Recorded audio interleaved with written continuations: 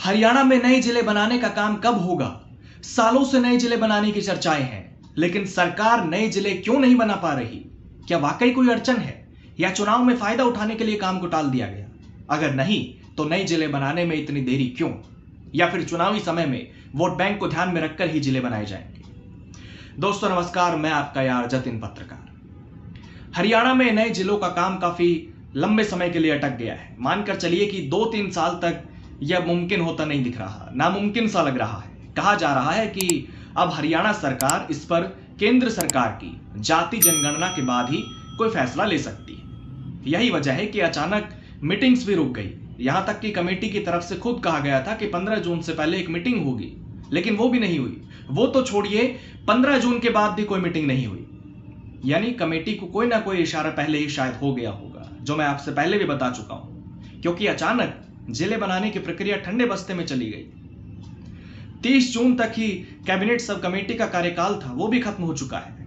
हालांकि पहले भी कमेटी का कार्यकाल खत्म हुआ था, लेकिन फिर इसे बढ़ा दिया गया था। लेकिन इस बार कमेटी के कार्यकाल में कोई विस्तार नहीं किया गया है। अभी तक इसकी कोई जानकारी नहीं है।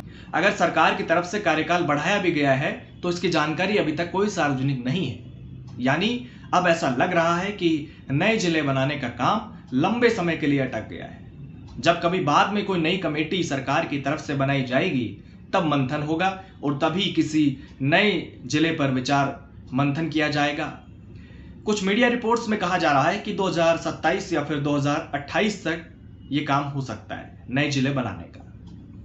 दरअसल 5 नए जिले बनाए जाने की चर्चाएं चल रही थी, जिन पर काफी मंथन हुआ, लेकिन मानक पूरे नहीं हो पा रहे थे।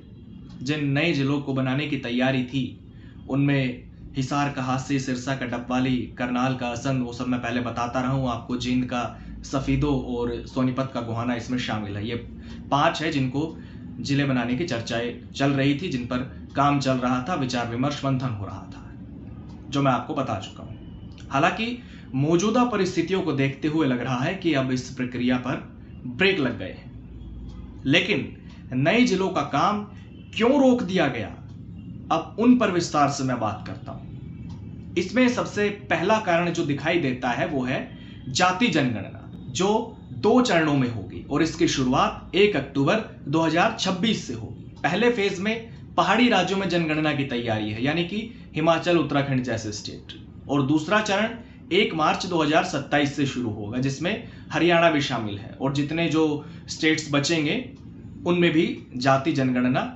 उसी समय के दौरान कराई जाएगी। ये काम 2027 में पूरी होने की संभावना है। जाति जनगणना से काफी बदलाव देखने को मिल सकता है, खास तौर पर आर्थिक राजनीतिक क्षेत्र में। जाति जनगणना के आंकड़े राजनीतिक दलों के लिए बहुत महत्वपूर्ण होंगे, क्योंकि सारे राजनीतिक दल, कोई इससे अछूता नहीं दिखता। सब जातिगत समीकरणों को साधते हुए ही टिकट बांटते हैं। चुनाव में जातिगत समीकरण को देखकर ही उम्मीदवार उतारे जाते हैं, प्रत्याशी उतारे जाते हैं, जातिगत समीकरण देखते हुए।